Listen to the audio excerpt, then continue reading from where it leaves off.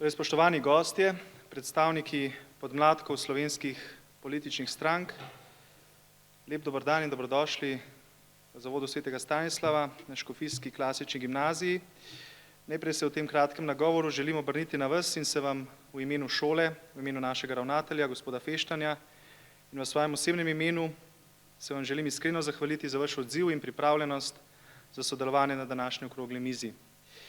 Številčnim odzivom ste poskrbeli za pestrost zastopanosti slovenskega političnega spektra in za raznolikost idejnih razmislekov, ki jim bomo danes priča. Tega se vsi zelo veselimo.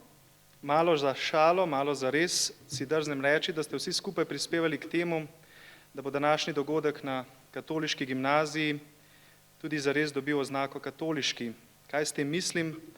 Beseda katoliški namreč pomeni dobesedno tisto, kar je celostno, oziroma lahko bi tudi rekli tisto, kar zadeva vse, kar je univerzalno. Morebitna predstavitev ene stranke ali pogovor sicer različnimi, a iz precej sorodnega spektra temu idealu ne bi zadostil. Šolski prostor mora zagotavljati politično nevtralnost, jasno, in zato presegati take in drugače partikularne politične interese posameznih strank. Hkrati pa se ta isti prostor ne sme bati pogovorov o politiki kot tisti človekovi razsežnosti, kjer se posvečamo soustvarjanju našega boljšega sobivanja. Škofijska klasična gimnazija je že več let zavezana temu poslanstvu odprtega in spoštljivega dialoga v različnosti. Današnji dogodek so pripravili in ga bodo vodili dijaki, ki sodelujejo v Erasmus Plus projektu Affirm, Activating the Future, Informing, Reflecting, Motivating and Empowering. Z njim želimo skupino mladih iz Avstrije, Italije in naše domovine opremiti znanjem in veščinami aktivnega državljanstva. Morda je največja dodana vrednost tega projekta ravno to, da vajeti vodenja različnih aktivnosti pogosto prepustimo mladim. Prav zato je tudi ta okrogla miza ponudila možnost predstavitvi mlajših generacij slovenskih politikov, za razliko mogoče od soočenj, ki jim bomo priča v naslednjem mesecu, ko bodo pač nastopali verjetno bolj starejši, izkušeni politiki. Že vnaprej se zahvaljujem Klari in Marku, ki bosta vodila sledeči pogovor. Preden pa jima predam besedo, se želim obrniti tudi na vas, dragi dijaki in dijakinje, ki boste spremljali to okroglo mizo v živo. Ta dogodek so vaši vrstniki namenili prav vam, kajti za nekatere izmed vas bo letos prvikrat priložnost, da uresničite svojo aktivno volilno pravico in to celo na 3 volitvah. Namen današnje okrogle mize pa vendarle ni samo v tem, da bi se znali na letošnjih volitvah bolje odločiti. S svojim aktivnim poslušanjem, posebej pa še z vprašanji, ki ste jih že v preteklem tednu preko socialnih omrežij ali pa jih še boste danes v živo zastavili, boste lahko pokazali, da vam je mar za našo družbo in da mladi nikakor niste, kot pogosto slišimo, apatični ali pa celo apolitični. Seveda si pa osebno najbolj želim tega, da bi na podlagi pozitivne izkušnje z današnje okrogle mize tudi v prihodnje škofici in škofike na šoli aktivno izražali potrebo po tovrstnih ali podobnih dogodkih. Naj zaključim s provokativno mislijo našega nekdanjega dijaka, seveda iz predvojnega časa, doktorja Franceta Bučarja, tukaj se je šolo med leti 1933 in 1941, ki je takole zapisal o slovenskem volilnem sistemu za volitve poslancev v državni zbor. Citiram: "Mislim, da je volilni sistem, ki ga imamo v načelu, pravilen, samo nekaj mu manjka. Tak, kot je zdaj, je tipični instrument za prevlado političnih strank. Dokler je tako usmerjen, da voli stranko, ne pa posameznika, je to pravzaprav diktatura političnih strank. In dokler bo tako, parlament ne bo mogel zaživeti. Parlament ni parlament, če poslanec nima svobode. Poslanec, ki ne glasuje tako, kot zahteva stranka, bo v prvi priložnosti odletel." Želim vam prijeten dogodek. Hvala lepa.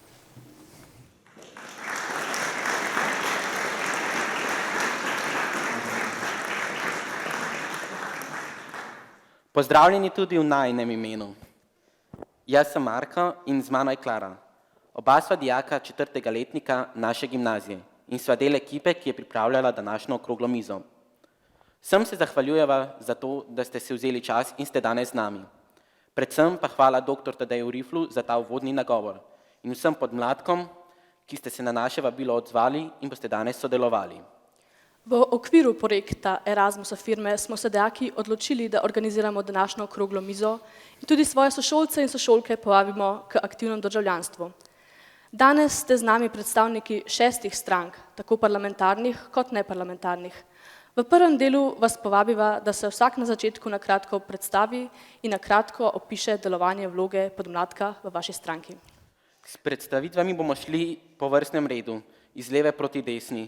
Tako da prosim predstavnika stranke Levice, Arne Jakob Zakrajška, za besedo.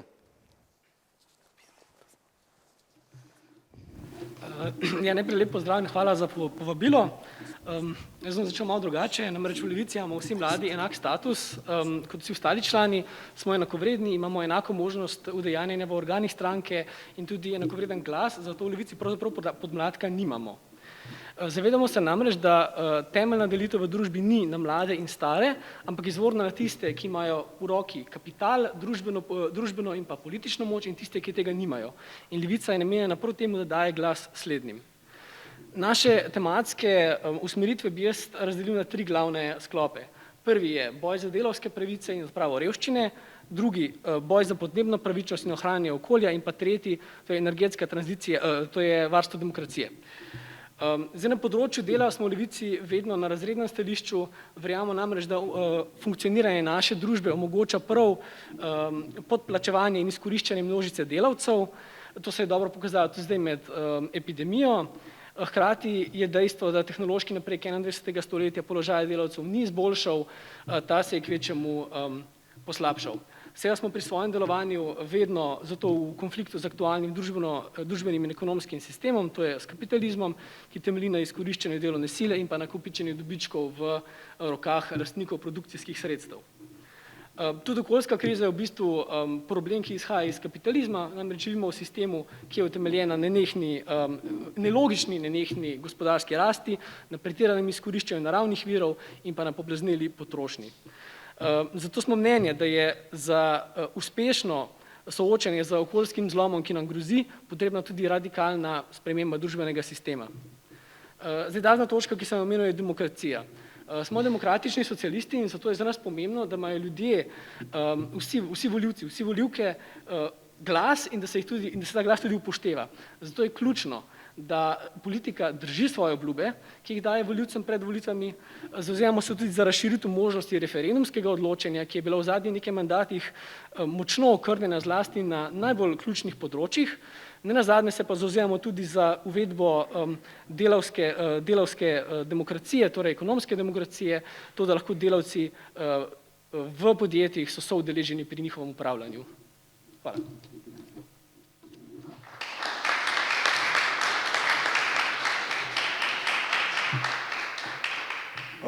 Prvo hvala za vabilo, pa čestitke za organizacijo, očitno bomo danes imeli eno res super debato. Moje ime je Luka Goršek, prihajam iz Mladega foruma, to je podmladek socialnih demokratov, aktiven je že 30 let, pred kratkim smo tudi imeli kongres. V tem mandatu, v zadnjem obdobju smo se seveda poglobili v duševne stiske mladih, ker enostavno zaradi epidemije pa zaradi dogajanja, ki je bilo globalno, dosti problematično, smo se odločili, da bo to naša prioriteta. Letos imamo tudi za državnozborske zelo veliko kandidatov, ki so mlajši od 32 let. Ti kandidati so zelo vsebinsko močni, tudi eno vsebinsko knjigo smo dali ven in jo bomo tudi poslali vsem drugim podmladkom, da vidimo, kje se lahko poenotimo. Druga tema, ki je pa izrednega pomena pri nas, je pa stanovanjska politika in to je spet ena izmed tem, kjer se z vsemi podmladki lahko poenotimo. In to pravim ravno zato, ker na nekih točkah se bomo v naslednjih letih mogli oziroma bomo primorani najti neke skupne cilje, da bomo rešili vsaj te najbolj glavne probleme, ki pestijo mlade. In jaz mislim, da smo sposobni tega, sploh če se bomo malo poenotili, mogoče ste pa vi začetek tega naredili danes. Hvala, to je z moje strani.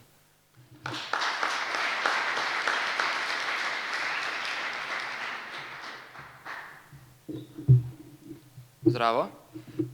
Najprej hvala za vabilo, pa za to zelo lepo organizirano zadevo. Sem prijetno presenečen, da imamo toliko ljudi. Jaz sem Andrej Jervan, sem podpredsednik in mednarodni tajnik nove generacije Slovenske ljudske stranke. Zdaj neki cajt ne že ni v parlamentu, tako da, ampak še vedno obstajamo in gremo nazaj. Kaj bi jaz mogoče izpostavil? Prvo kot pač je to, da imamo, predvsem nas zanima samooskrba, nas zanima problemi mladih, se pravi, kar je že izpostavil moj kolega, glede stanovanj, glede zaposlitve in tudi glede v bistvu, ker se poveže naš naslednjim nekako velikim problemom, s katerim se hočemo ukvarjati, je regionalizacija Slovenije. V Sloveniji bi mogli imeti pokrajine že 30 let nazaj, pa jih še vedno ni, ker se nikoli ne more parlament pravilno poenotiti glede te teme in iz tega nastaja ta vedno večja nekak centralizacija na Ljubljano, kar pač za Ljubljano ni načeloma tako slaba stvar. Ampak čeprav tudi to potem pomeni, da vedno več ljudi pride v Ljubljano, vedno bolj stanejo stanovanja v Ljubljani in tako naprej. Kar mi načeloma hočemo je, da se z regionalizacijo nekako zgodi multipolarizacija v Sloveniji, se pravi, da lahko mladi ostanejo bliže svojim domovom, bliže svojim regionalnim centrom, da tudi država lahko interagirajo z njo, se pravi, da lahko izpostave raznih ministrstv bliže svoje domače vasi in tako naprej. Potem tukaj gre tudi za digitalizacijo in mehanizacijo, tukaj gremo predvsem na podeželje, kjer so velikokrat prihaja do tega, da pač male kmetije preprosto ne morejo sfolgati brez s trenutno situacijo. In to se potem spet naveže na tisto prvo temo samooskrbe, ki pač v bistvu je nujno pomembna, kot smo videli zdaj s temi dvemi krizami, ki ste nas zadele, se pravi, da najprej s covidom, dosta bomo verjetno še potem načeli, ampak potem zdaj pa še z vojno v Ukrajini, je v bistvu pokazal, da Slovenija mora biti samooskrbna tako s hrano kot z energijo, da si lahko zagotovimo neko stanje notranjega miru, bom rekel. No, ne bom več nadaljno govoril, bo še posebej ostavim, tako da hvala lepa, pa upam, da bo danes dobra debata.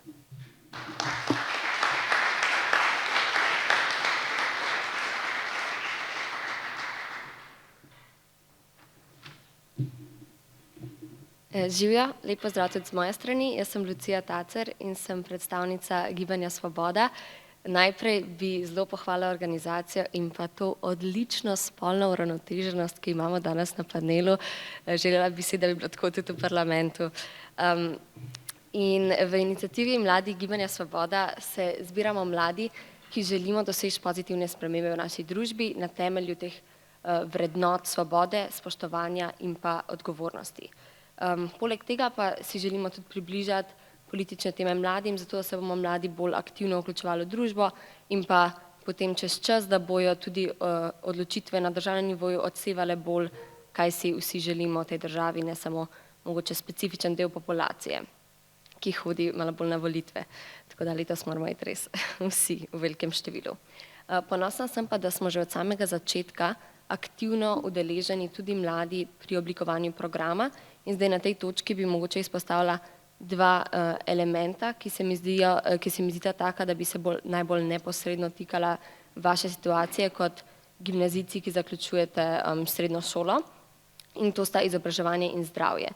Na področju izobraževanja mislimo, da je treba posodobiti srednješolske predmetnike, seveda strokovnega vidika z vključevanjem tem državljanske vzgoje, finančne pismenosti, okoljske pismenosti, tudi digitalne pismenosti, zato da bomo bolje opremljeni za ta svet, v katerem živimo danes. Potem je treba nasloviti štipendijsko politiko z bolj učinkovitim dodeljevanjem štipendij, tudi podaljševanjem, več digitalizacije tudi na tem področju. In pa verjamemo, da je treba odpraviti štipendijsko izključevanje med Zoisovo in državno štipendijo, ker Zoisova štipendija naj bi bila nagrada za uspešnost in nekdo, ki pač izpolnjuje pogoje za državno štipendijo, ne sme zato biti prikrajšan za tako nagrado.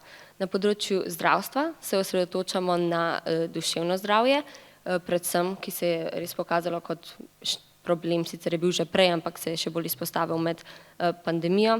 Tukaj je treba najprej nasloviti destigmatizacijo z usposabljanjem kadrov na teh področju in ozaveščanjem mladih. Potem na daljši rok je treba investirati v specializacijo v psihologiji, ker imamo premalo psihologov.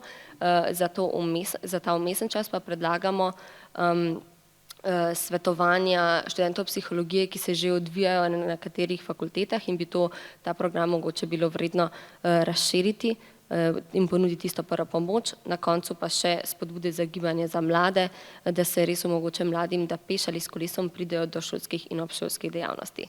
To so neke glavne točke. Verjamem, da se bomo kakšnih drugih tem še danes med debato dotaknili in veselim se tega pogovora.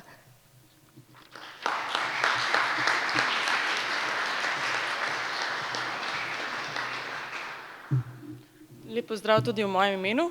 Jaz sem Simona Purkat, prihajam iz Slovenske demokratske mladine, oziroma na enem rečete tudi Janševa mladina. Mi smo podmladek, mislim, da največji v Sloveniji, šteje nas približno 5000, vsako leto nas je več. Organizirani smo preko cele Slovenije, preko lokalnih in regijskih koordinacij. In kar delamo, je v bistvu ne samo, da se družimo, ne samo, da se imamo fino, ampak da dejansko smo del politike. Zdaj, ko smo pač v vladi pod vodstvom Janeza Janše, smo veliko pripomogli v tem času za mlade. Nedolgo nazaj smo ravno vložili zakon o jamstveni shemi, o katerem bomo mogoče majčkeno kasneje.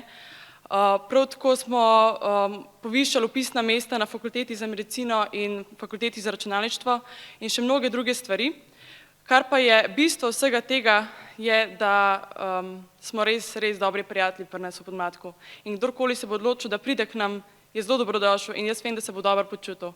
In morate vedeti, da če ste mladi, pa mislite, da biti član nekega podmladka ni pomembno, je zelo pomembno. Samo eno dejstvo.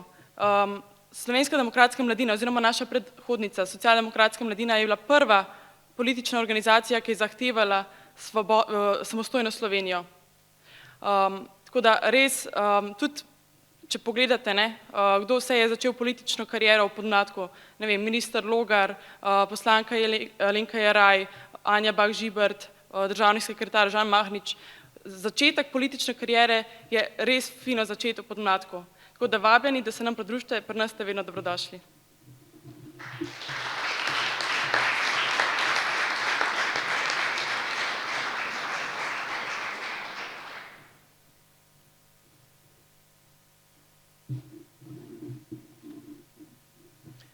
Živjo.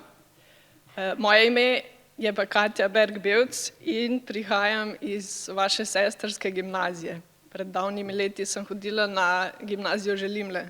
Zato sem izredno vesela, ko vidim, da se ta srednješolski prostor prebuja in organizira tudi take debate, ki so bile včasih mogoče malo, joj, mi pa se ne bi ukvarjali preveč s politiko, smo neodvisni in tako naprej.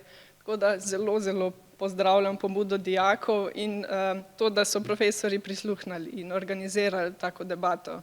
Namreč to v tej državi potrebujemo, ker smo tudi mladi del volivcev, del tistih, ki so odločajo o prihodnosti Slovenije.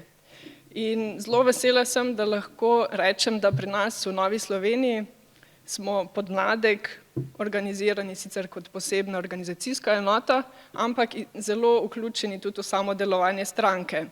Zdaj bodi si na področju čisto programskih stvari, pomagamo pri pisanju programa, zlasti ki se tiče mladih, ampak tudi na drugih področjih. Namreč smo del tudi strokovnih sodelavcev v državnem zboru, na ministrstvih, pa tudi zdaj, naprimer, ko se sestavljajo liste, bo marsikateri mlad vključen ali v organizacijo kampanje ali pa v samo kandidiranje. Trenutno, oziroma kar že za ziher, imamo na listi 13 mladih kandidatov do 32 let in smo na to zelo ponosni.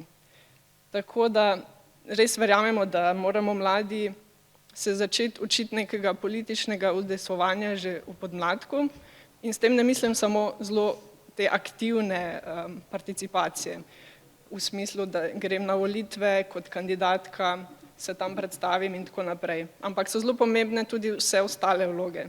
Od podpore tem različnim in kandidatom in pozneje ljudem, ki se ukvarjajo s politiko in so bolj v prvih vrstah, do čisto ozaveščanja ljudeh o tem, kaj je politika, kako deluje naša država, naš politični sistem, ker se o tem, ko opažamo, ko se pogovarjamo z različnimi mladimi, pa tudi s precej starejšimi, da marsikdo ne ve, kako sploh deluje ta država in da se tudi zato mogoče sploh ne udeležuje volitev ali pa se potem tam pred volilnim listkom odloča o tem, kaj bo obkrožil, pa kaj ne.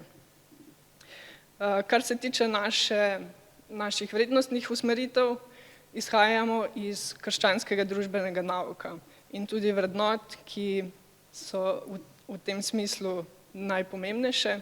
Mi pravimo, da so to spoštovanje človekovega dostojanstva, svoboda, varnost, pravičnost.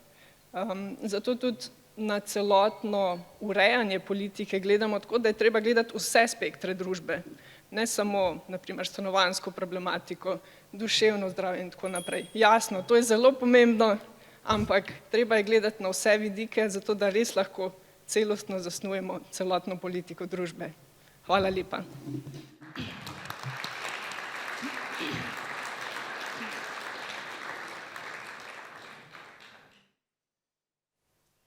Hvala vsem predstavnikom za tele predstavitve. Zdaj pa sledi drugi del, v katerem bo eden izmed naju prebral trditev, ki se nanaša na aktualen problem v družbi. Predstavniki pa imate kartice, če jih lahko prosim poberete sam. Imate kartice in vas bova prosila, da se glede vsake trditve opredelite in s tem, da pač pokažete strinjam se ali pa ne strinjam se. Ja. Besedo pa bodo dobili 4 predstavniki, ki bodo lahko v 2 minutah, ki bo omejeno z zvončkom, predstavili svoje mnenje in ga še bolj utemeljili. No, pa začnimo. Ok, bom kar je začel s prvo temo.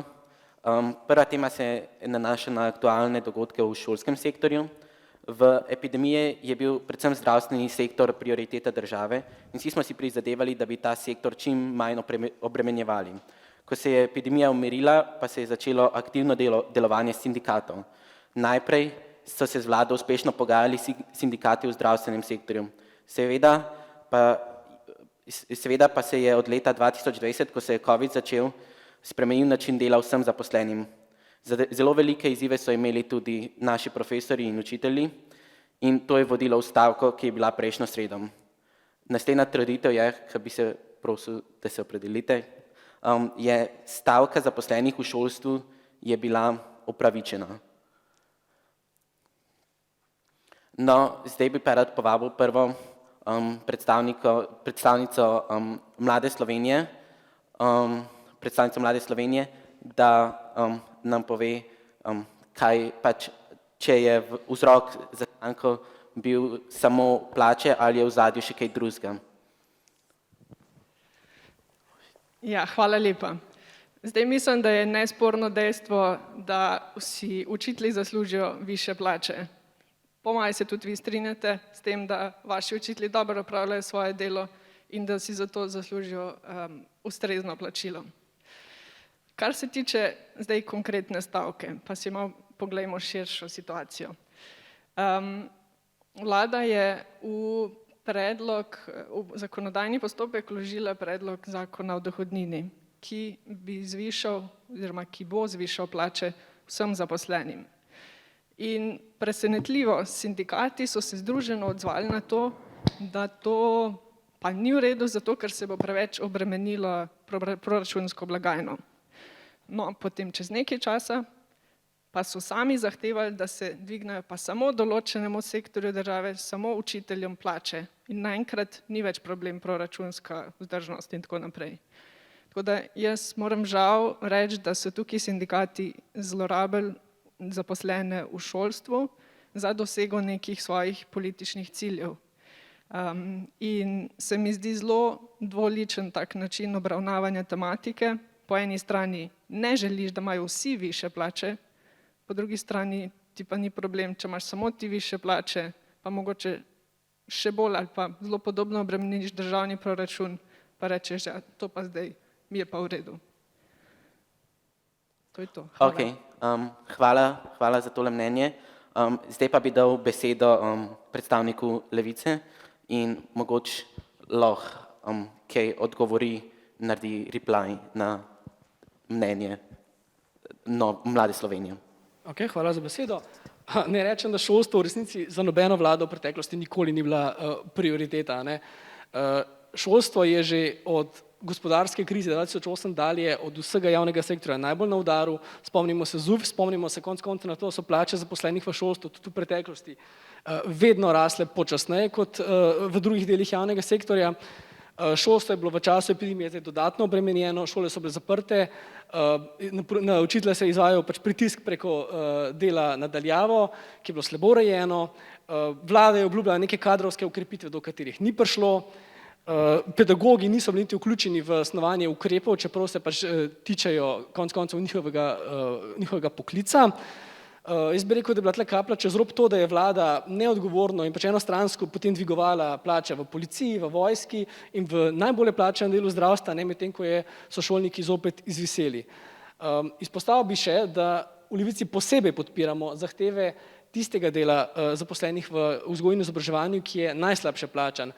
Tudi v tem sektorju namreč obstajajo ljudje, ki prejemajo minimalno plačo ali pa njihova osnovna plača celo pod minimalno plačo. Bom pa še repliciral na tistole dohodnino. To v resnici ni bilo zvišanje plač. Večina ljudi, ki prejema povprečne plače, bi dobila nekaj 10 evrov več na mesec. Le najbolje plačeni bi dobili nekaj 100 evrov več. Kar je ta zakon v bistvu ustvaril, je povečana vrzel med revnimi in bogatimi, ki ustvarja 800 milijonsko proračunsko luknjo. Tako da te bomo pa zdaj zato krivili šolnike, je pa malo deplasirano. Hvala za to mnenje. Zdaj bi pa dal besedo predstavnici SDM-a, da mogoče odgovorite na zastavljena mnenja. Zdaj, jaz sem dala, da se ne strinjam.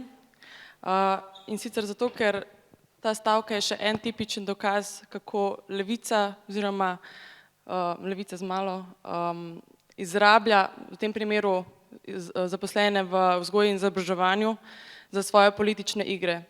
Čisto vsakič, ko je na vladi Janez Janša, se oglasijo sindikati.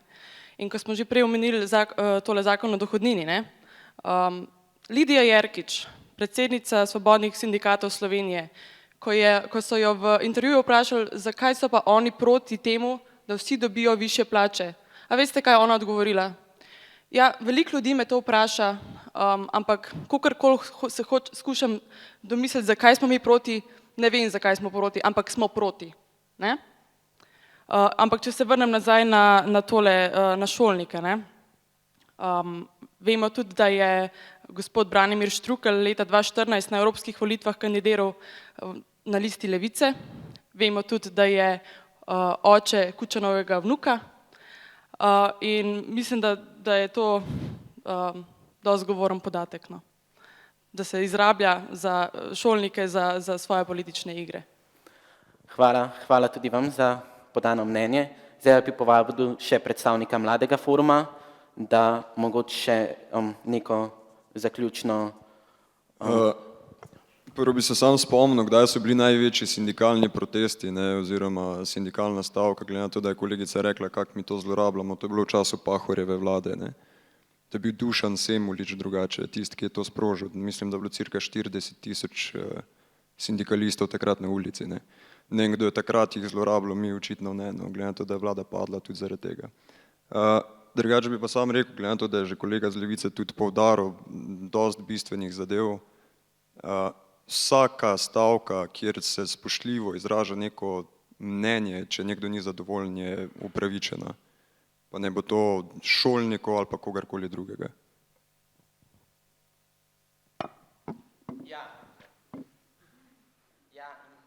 Mislim, da je predvsem to glavno, kar moramo potegniti iz tega, da se moramo spoštljivo izražati in spoštljiva stavka je primerna in to mislim, da moramo vsi potegniti ven iz tega.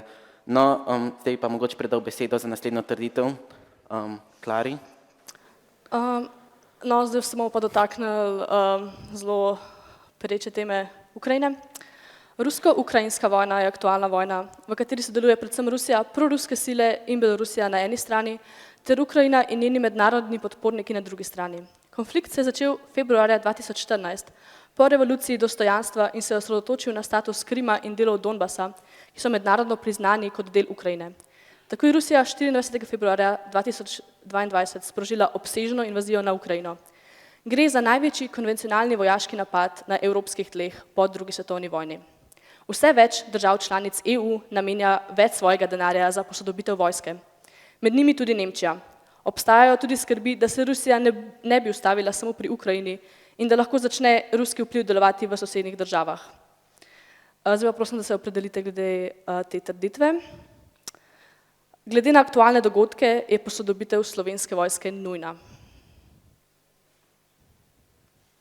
No, hvala. Zdaj bi pa prosila predstavnico Svobode, kaj konkretno bi vi naredili za posodobitev Slovenske vojske? Ja, hvala za besedo. Zaradi razmer v Ukrajini, ampak že nekaj časa sicer to velja, da je treba našo vojsko posodobiti.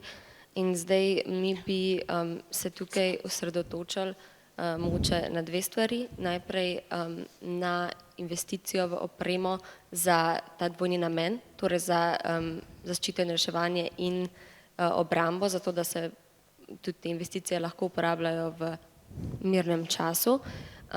Poleg tega pa tudi razvoj orožja in pa kadra, izobraževanje in učenje novih taktik in tako dalje.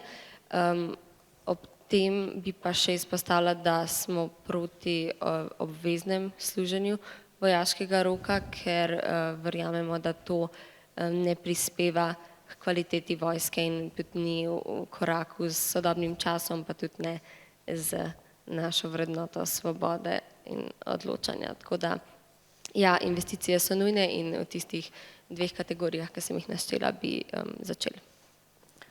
No, hvala za odgovor. Zdaj pa prosim predstavnika SLS-a oziroma Nova generacija za njegovo mnenje glede te pereče teme. Ja, jaz bi mogoče to začel z eno anekdoto. Jaz sem šel delati PSV leta 2018, to je bilo takrat, ko se je prišel ven report, da Slovenska vojska sploh ni bila sposobna za delovanje v mirnem času, kaj šele vojnem. In takrat vam lahko rečem, da ni bilo lih najlepše. No. Mislim, več ali manj jaz sem to delal v Vipavi in več ali manj se je razpadal, za te F-2000 puške sploh nismo imeli municije, smo potem na koncu mogli nam potegniti iz naftalina iz 70 let v jugoslovansko orožje, smo z njim nekaj streljali za prevoz, nas metali zadnji v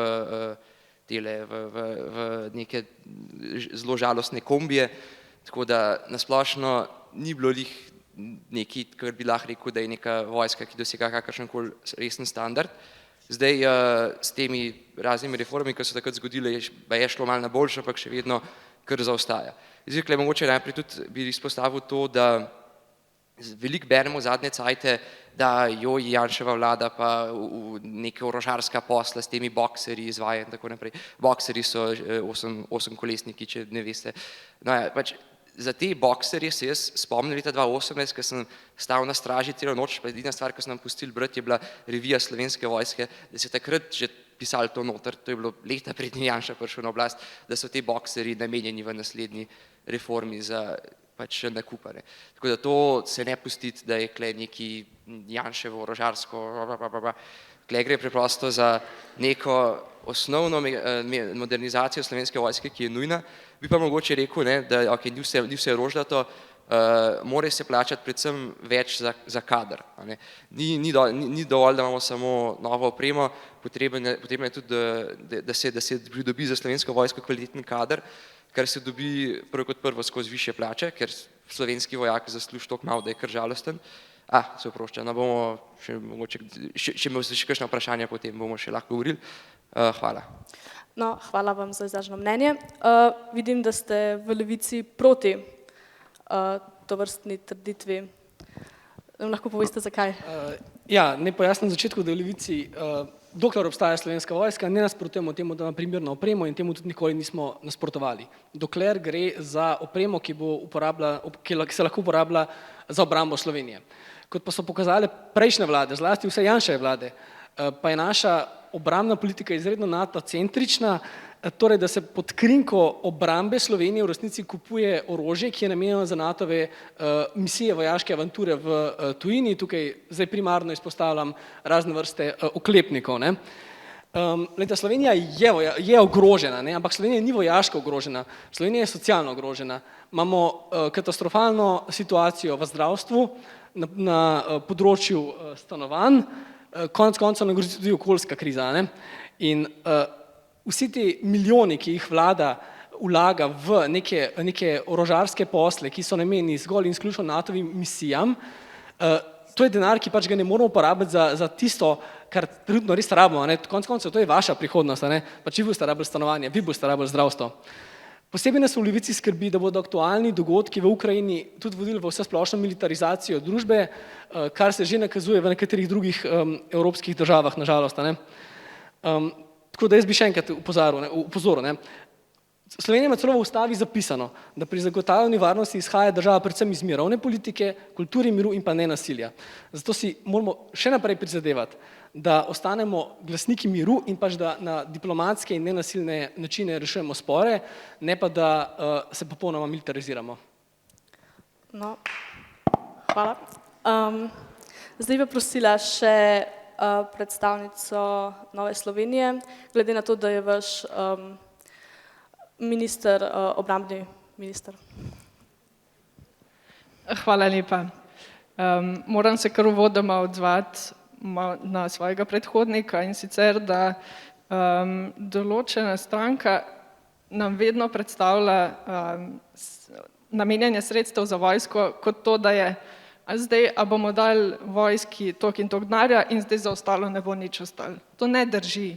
Za vse podsisteme se je namenil izjemno več denarja v zadnjem proračunu, v zadnjih 2 proračunih in še za naprej. Tako da te trditve enostavno ne držijo. Zdaj, kar se tiče posodabljanja Slovenske vojske. Mi se zavedamo, da je to izjemno pomembna stvar že od začetka mandata. Zato je tudi naš predsednik in obrambni minister Matej Tonin uvedel precej stvari, da bi se izboljšal položaj vojaka. Od tega, da lahko ostanejo v službi tudi po 55. letu, kar je bila težava za njih, ker potem do penzije je bilo še 10 let in je treba nekako premostiti to. Izboljšali so se tudi pogoji oziroma možnosti za prostovoljno služenje in je izjemen odziv v bistvu na to, da se tudi mladi preizkusijo, da vidijo, če so mogoče za ta poklic ali pa ne. Obenem pa lahko še opravijo v bistvu del vozniškega izpita. Potem namenil se je, v bistvu oblikoval se je poseben zakon za to, da bi se tudi v prihodnosti namenjalo določeno število sredstev za obrambo, ker do zdaj se je dogajalo, da se je tako malo razmišljali, ja, mogoče bi pa obrambi vzeli ta sredstva pa jih dali kam drugam in je ravno zato prišla vojska do takega stanja, kot je prej predhodnik iz nove generacije omenil, da v bistvu so bili zelo, zelo slabo opremljeni. In če nimamo neke osnovne opreme, s katero lahko vojaki sploh kamorkoli grejo, potem se v bistvu vprašamo, zakaj pa sploh imamo vojsko. In še v zvezi z NATO-om. Mi smo leta 2003 imeli referendum o tem, a se želimo pridružiti NATO ali ne. In 2/3 volilnih udeležencev sta se odločili, da smo za to. Leta 2004 smo tudi vstopili v NATO in mislim, če referendum ne šteje za to, da res ljudstvo izrazi voljo, kaj želi, potem pa tudi ne vemo. Pa še zelo kratko pojasnilo, kaj NATO pomeni. To pomeni, da vsaka država prispeva en del obrambne sposobnosti, zato da ima potem skupaj celota pač boljšo obrambo. Tako da tisto, kar mi namenimo za našo obrambo, služi tudi drugim, ampak hkrati tudi drugi služijo nam. Zato je to izjemno pomembno, da smo del tega. No, hvala vam za mnenje. No, kot smo slišali, je Slovenija z referendumom se odločila za NATO in kot vidimo zdaj bo pomembna obrambna politika in politika vojske. Zdaj pa bomo nadaljevali na naslednjo temo. Predam Marketu besedo. Ja, večina mladih po srednji šoli ali fakulteti začenja svoje samostojno življenje in se uveljavlja na kariernem področju.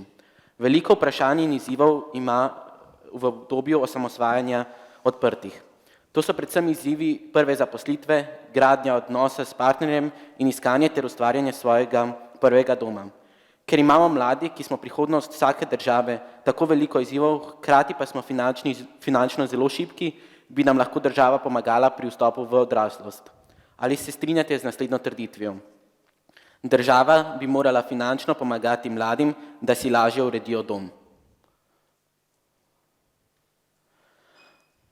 No, pa bi prvo povabil predstavnico SDS-a, da nam pove, kako bi oni to praktično uredili.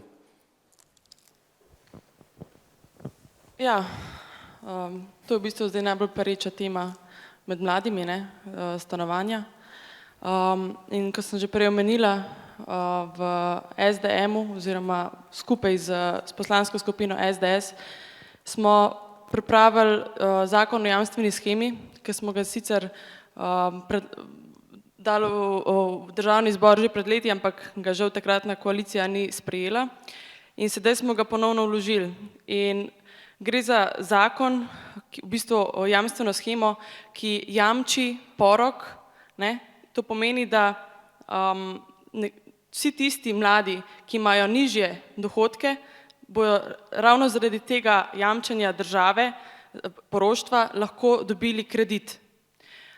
In mislim, da vsak, ki se zavzema za stanovanja, bi mogel to podpreti. Zdaj vidimo tudi neke akcije, 10.000 stanovanj, pa neke kombije, ki se vozijo po Ljubljani. Naša vlada to že dela. Mi smo za naslednjih 5 let je že zagotovljenih 6.000 stanovanj za mlade, pa še jih bomo zagotovili, pač to je bilo v tem času maksimum, kar smo lahko naredili. Medtem ko tisti, ki se oglašajo za 10.000 stanovanj, so imeli več kot 10 let časa, da bi kaj naredili na tem področju, pa niso nič. Mi smo na tem področju začeli ukrepati takoj, ker se tega problema zelo dobro zavedamo in bomo ukrepali tudi v naslednjem mandatu. To je ena glavnih točk našega programa.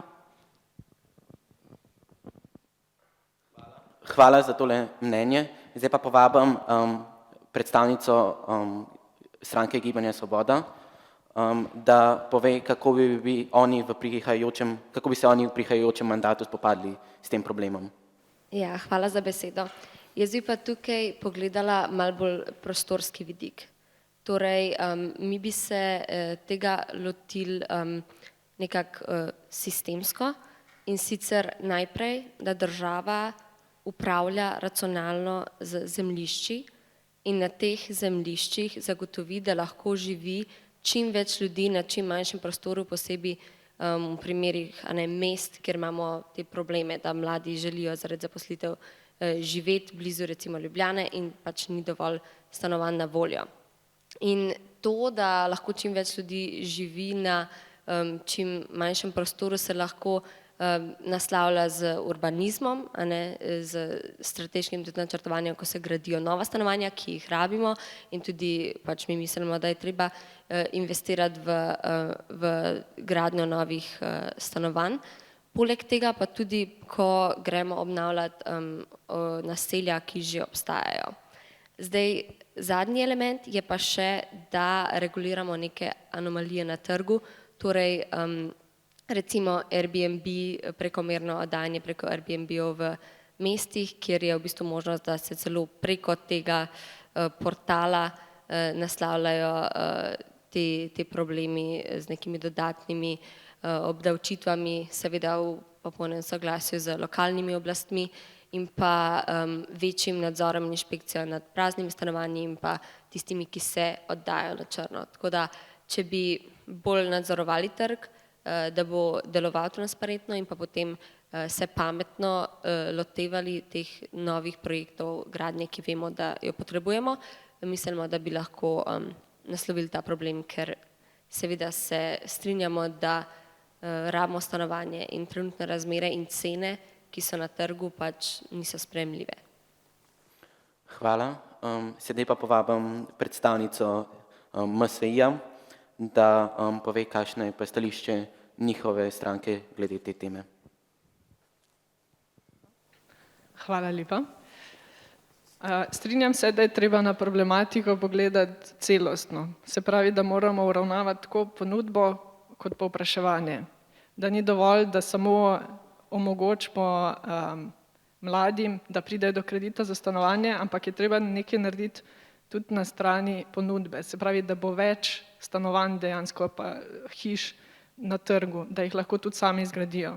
In na tem področju je zelo pomembno tudi debirokratizacija in to, da grejo hitrejši postopki, temu se reče umeščanja v prostor, se pravi, kje bo zdaj neka hiša lahko stala, kje je zazidljivost zemljišče sploh. In tukaj imajo zelo veliko vlogo tudi občine, da pač pohitrijo svoje postopke, čim prej sprejmejo te stvari. Bi se pa osredotočila še na en vidik, in sicer decentralizacijo Slovenije in s tem povezan tudi javni promet. Se pravi, trenutno vsi ljudje zelo pritiskajo na neka središča, ker so tam službe. Sploh zato, ker je potem tudi pot do tja lahko precej dolga, ne, in si tam iščejo potem stanovanja v teh središčih. Zdaj, če mi toliko okrepimo povezljivost do teh središč, ne, tudi če službe še vseeno ostanejo v določeni meri v mestih, bo potem lahko več ljudi ostajalo v svojih izvirnih domačih krajih. Zato je tukaj zelo ključna pač izgradnja infrastrukture in krepitev javnega potniškega prometa. Kar sem zelo vesela, da je naš minister Jernej Vrtovec na infrastrukturi že zelo močno začel in da se bo v naslednjih letih še zelo veliko spremenil na področju tega. Ker jasno, to gre za zelo velike projekte, sploh če hočeš skrajšati pot od recimo Ljubljana-Maribor na praktično 1 uro z vlakom, kar pa je potem res konkurenčno v bistvu v prevozu z avtomobilom. Še druga stvar pa je tudi, se pravi, decentralizacija. Prej mislim, da kolega iz Nove generacije omenil ustanavljanje pokrajin teh stvari. Ja, mi smo tudi naklonjeni temu, hkrati pa tudi temu, da v bistvu več pristojnosti dobijo neke lokalne, regionalne skupnosti, ker s tem se potem tudi prenese en del služb iz Ljubljane, recimo na manjša mesta. In s tem tudi močno razbremenimo lahko v bistvu pripad ali pa priseljevanje v Ljubljano, Maribor. Tako da stanovanjska problematika je zelo večplastna in jo je treba reševati na vseh različnih ravneh. Hvala za tole mnenje. Zdaj pa bi povabil še predstavnika Mladega foruma, da tudi on poda mnenje svoje stranke o teh problemih. Ja, hvala za besedo. Mislim, da se vsi strinjamo, ja, da je treba tudi začeti z pospešeno gradnjo novih neprofitnih stanovanj oziroma z obnovo nekaterih stanovanj, ki so tudi v lasti države, tako v obrambnem sektorju, naprimer tam je zelo veliko nekih starih stanovanj, ki trenutno noben ne biva notri.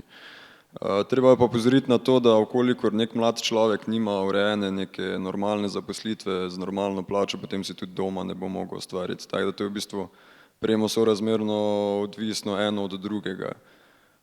Zdaj, glede na to, da živimo v nekem obdobju, kjer prevladujejo neke platformne zaposlitve in pa prekarno delo, dokler tega ne bomo začeli regulirati, potem tudi si mladi ne bomo mogli ustvarjati ne družin in pa ne nekega doma, normalnega doma, ne garsonjere za 400-500 evrov na mesec. Ne. Predvsem se treba tudi dotakniti višine najemnin. Slej kot prej bomo mi mogli začeti regulirati višino najemnine, predvsem v Ljubljani, kjer župan Janković, kadar je treba za 1. maj, vedno začne s floskulami od socializma do ne vem čega, ampak najdražja stanovanja in pa najemnine so ravno v Ljubljani. In trg je totalno vrasel ravno v Ljubljani. In Ljubljana mora biti prva, ki bo začela te najemnine tudi regulirati. In to mora biti odvisno od kakšno stanovanje sploh oddajamo. Zdaj smo videli v zadnjih mesecih, da se oddajajo, ne vem, garsonjere 30 kvadratov, celo za 600-700 evrov. Meni se to zdi, mislim, to je skoraj kriminalno. In potem dejansko mlad človek primoran to vzeti zaradi tega, ker ne vem, dobi službo v Ljubljani in je, ne vem, iz Prekmurja, iz Kopra ali pa rečemo iz kjerkoli drugje. In tisti moment mu ne preostane druga, sploh zdaj v času inflacije, ko je še zdaj dizel in bencin šel gor, da dejansko pač tako sobo najame.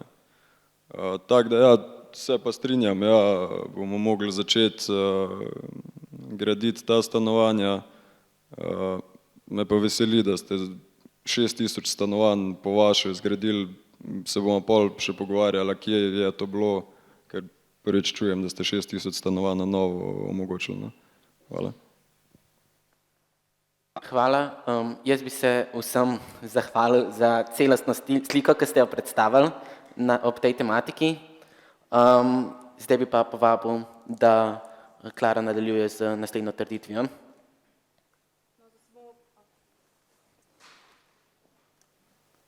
No, zdaj se pa bomo dotaknili samooskrbe. Torej, Slovenija je dežela, ki ima mnogo možnosti za samooskrbo. Toda z domačimi viri energije je v letu 2020 zadovoljila le 55 potreb po energiji, preostala količina pa je bila zagotovljena iz uvoza. Oskrba z naftnimi proizvodi je bila v celoti zagotovljena iz uvoza. Stopnja samooskrbe na živilskem področju pa je bila tudi precej nizka, sploh v letošnjem letu pri sadju, ki je znašala le 30%. Zdaj pa prosim, da se opredelite do naslednje trditve. Slovenija bi morala biti bolj samooskrbna. No, hvala. Se vidim, da se vsi strinjate. Zdaj pa, ker vsi hočejo samooskrbnost, kakšen je pa zdaj vaš plan, bi prosila Levico, kakšen je vaš strateški načrt, torej konkreten načrt za višjo stopnjo samooskrbnosti? Dobro, zdaj bom najprej govoril o energetski samooskrbi, ok? Tle sta dva ključna dejavnika. Najprej moramo povečati količino delež energije, ki ga pridobimo iz obnovljivih virov in hkrati pa tudi zmanjšati porabo. Zdaj številke niso lih pozitivne. Slovenija na letni ravni še vedno uvaža 15% električne energije, celotna cena energetike, torej če štejemo še razne energente, pa je uvoz celo 50%. Tukaj je potrebno, da iščemo odgovore na podnebno krizo, ki je povezana s tem sosednjimi državami, torej tega problema ne moremo reševati sami. Kot sem omenil, moramo pa zmanjšati porabo, namreč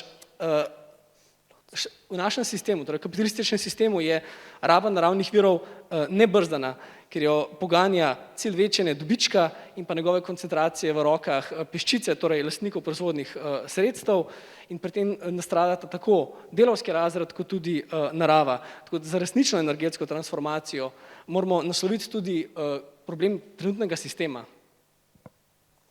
Ok, hvala vam za vaše mnenje. Isto vprašanje bi zastavila tudi podmladku SLS-a, torej Novi generaciji. Hvala. Ja, seveda mi se strinjamo s popolno samooskrbo Slovenije in to bi mogoče pri nas še nekako razdelili na tri akse, se pravi na energetsko samooskrbo, na samooskrbo s hrano in na samooskrbo z zdravili.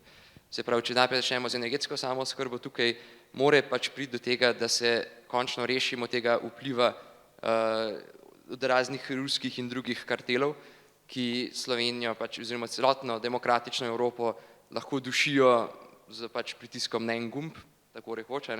Se pravi, tukaj gre predvsem za obnovljive vire, pa tudi za našo prelepo nuklearko na Krškem, ki bi jo mogli eventualno modernizirati in tudi povečati, da s tem zagotovimo v Sloveniji 100% samooskrbo z energijo in sistem, ker vidimo, da svet je vedno bolj nesiguren in to nekako do druge točke pridemo, ki je samooskrba s hrano.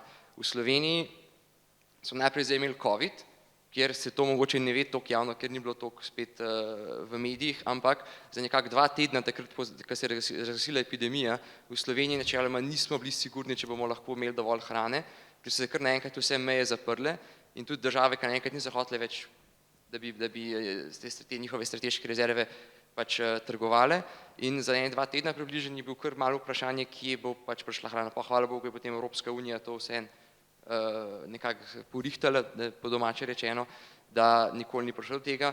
Zdaj pa imamo še enkrat problem z Ukrajino, samo 2 leti pozneje še enkrat nova kriza. Tukaj gre pa za to, da je Ukrajina ogromen izvoznik žitaric, tukaj predvsem gre za koruzo.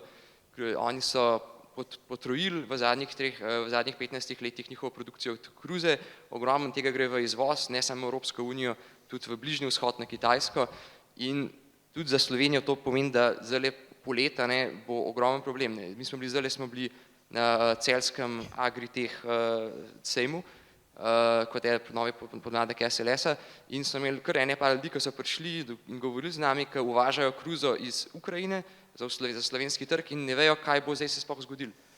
In zdaj, kaj bomo naredili s tem, je, da moramo pač v Sloveniji nekako podprti naše kmetijstvo, tako finančno, kot pa tudi z raznimi regulacijami, da se recimo uvede, da v restauracijah mora pisati, iz kje prihaja hrana, se pravi, če je to iz Slovenije ali ne, da se pač v javnih ustanovah, v vojski, v bolnišnicah in tako naprej prioritizira 100% slovensko hrano in da se s tem čim bolj nekako poskrbi, da je Slovenija samooskrbna, gre pa tukaj tudi to za zdravila za Krko, da ne bom dolg. Hvala. No, hvala. Jaz bi pa zdaj še malo statistike povedala. V strukturi oskrbe z energijo so v letu 2020 prevladali naftni proizvodi, katerih delež je znašal 29%. Delež jedrske energije je znašal 25%, delež energije iz obnovljivih virov, vključeno s hidroenergijo, pa je znašal 19%. Delež premoga 16% in delež zemeljskega plina 11%. Zdaj pa bi še malo parafrazirala vprašanje. Torej, kakšno zunanjo politiko bi vi ubrali glede na današnjo situacijo z Ukrajino, ker pač, kot vidimo, so se cene nafte zelo dvignile. Torej, kaj bi v bistvu vi storili, zdaj bom vprašala Mladi forum, kakšno zunanjo politiko bi izbrali, da bi spet uravnavali cene nafte? V bistvu ena izmed idej je, da bi za čas inflacije oziroma za moment, če se lahko tako izrazim, znižali tudi davek, kar se tiče energentov, ampak ne poudarim, to je samo za čas inflacije oziroma v tem momentu, ko je situacija kakršna je. Bi pa sam rad spomnil, da slej kot prej se bomo mogli pogovoriti tudi o jedrski energiji. In na tej točki je treba seveda sprožiti nek referendum, da o tem odloči narod. To je pač taka tema, ki se ne moramo samo odločiti o tem stranke, čeprav mislim, da smo relativno kar enotni glede tega, ampak o tem bomo mogli odločati na referendumu. A lahko da se napad vprašanje, kakšne so vse stranke, kakšno je vaše mnenje glede jedrske elektrarne? Prosim, da se opredelite. Strinjam ali na tak način? Ja. No, ja, tukaj vidimo, da smo kar enotni. Ampak vse ne o tem odloči neka, oziroma narod. No, hvala vam. Zdaj bi pa še prosila SDS za mnenje, v bistvu, kaj bi vi storili? Ja, trenutna situacija, v kateri smo, je dokazala, da je Evropa kot celostna preveč odvisna od ruske energije. V bistvu dober pokazatelj je tudi, kaj se je zgodilo v Nemčiji. Tam so se odrekli jedrski energiji in rekli, da grejo na obnovljive vire energije, ala vetrna, sončna, in kasneje ugotovili, da v bistvu to ne bo šlo.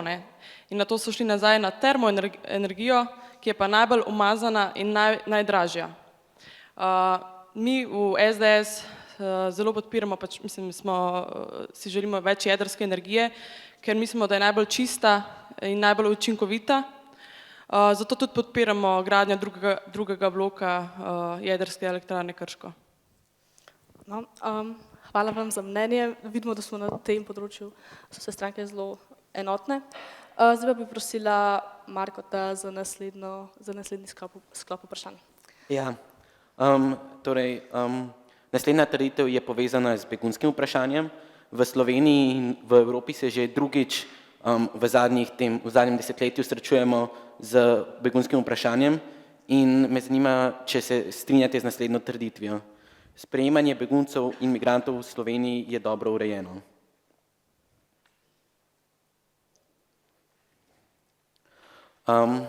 Ja, kot sem že rekel, se Slovenija in vse evropske države drugič že srečujejo z begunskim vprašanjem in se morajo znova odločati, kako bodo te begunce sprejemali. Tako begunci in migranti imajo različne razloge zakaj bežijo iz svoje države. Za nekatere je Evropa ekonomski raj, za druge pa varno zatočišče. Kar pomeni, da begunci in migranti v državi pričakujejo čim hitrejšo ureditev postopka za azil, čim boljšo asimilacijo, možnost izobraževanja, dela in zdravstveno in socialno varnost. In verjetno še kaj. Kaj od naštetega v Levici menite, da bi bilo potrebno v Sloveniji bolje urediti? Ja, ureditev treba bolje praktično vse. Ne? Naša zakonodaja glede beguncev izredno diskriminatorna, izredno stroga, o tem priča že številke. Ne? V lanskem letu je vlogo za mednarodno zaščito, torej za status beguncev, vložilo 5008 oseb. Od tega je bilo pozitivno rešenih 17 primerov, to je 17 oseb je dobilo status begunca. Tle treba zraven poudariti, da je slovensko ministrstvo in policija vključeno v pushbacke, celo v nelegalna vračanja, nelegalna skupinska vračanja, ki so pač po mednarodnem pravu prepovedana. Beguncem se ovira možnost podajanja prošenj za mednarodno zaščito, kot pa vemo, pa prihaja na balkanski poti tudi do primerov policijskega nasilja. No, če pa nekomu dejansko za azil vse uspe zaprositi, se pa znajde v domu za tujce, kjer ima omejene socialne pravice, omejeno svobodo gibanja in sploh ne more zaprositi ne more iskati službe. Ne? Te postopki se potem vlečajo. Ljudje so v teh domovih za tujce lahko ujeti več mesecev, lahko več kot 1 leto, razmere so slabe, to smo videli posnetke iz Postojne, na primer, stanje v bistvu slabše kot v zaporu in po vseh teh mesecih je možnost, da dejansko dobijo status begunca, kot smo videli, skoraj nična. Ne? Tle bi izpostavil, da je ta trenutna situacija z Ukrajino pa do konca pokazala, kako diskriminatorna, v bistvu rasistična je naša politika do beguncev. Ne? Takrat, ko so prihajali begunci in migranti, recimo iz Bližnjega vzhoda, iz Severne Afrike, nismo mogli vzeti nobenega. Ne? Podelili smo status begunca 17 osebam. Kar naenkrat, ko prihajajo begunci bele polti in prave vere, minister Hojs reče, da lahko Slovenija sprejme 200 000 beguncev. Kako je to kar naenkrat možno? Jaz bi malo sam popravil, kar ste rekli. V Sloveniji je 85 prosilcev za azil v Sloveniji ne dokonča postopka, ker so izven države, ker grejo izven države, ker hodijo naprej v Nemčijo in naprej v severne države. In hkrati bi rad poudaril, da sta to vala, ki trenutno primerjate, ukrajinski in 2015 begunski, zelo različna vala.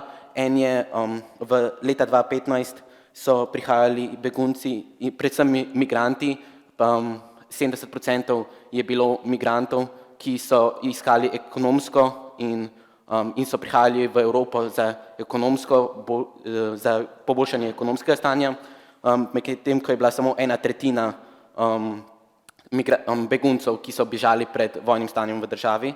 In hkrati bi rad poudaril tudi, da je trenutno iz Ukrajine prihajajo samo ženske in otroci in takrat pa je bila populacija predvsem mladi moški, če se mogoče lahko odzovete še na to.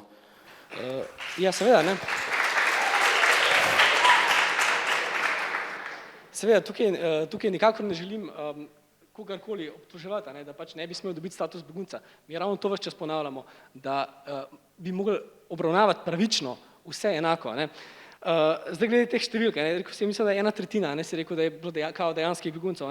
No, tudi teh 17 oseb, ki so dejansko dobile status begunca, teh številk ne odraža. Tle moramo tudi razmisliti o tem, zakaj pač ljudje migrirajo, pač iščejo boljše življenje v Evropi. Mnogo teh držav so uničile ravno intervencije Zahoda, intervencije evropskih držav, intervencije ZDA. In zdaj to malo tako, to je malo deplasirano, da potem mi rečemo, da te ljudje morajo pa ostati v teh državah, ki jih je v bistvu neka zahodna intervencija popolnoma izropala. Zdaj glede teh ženskih otrok, ki si rekel, konec koncev tudi iz Bližnjega vzhoda in Severne Afrike so k nam hodile ženske in otroci.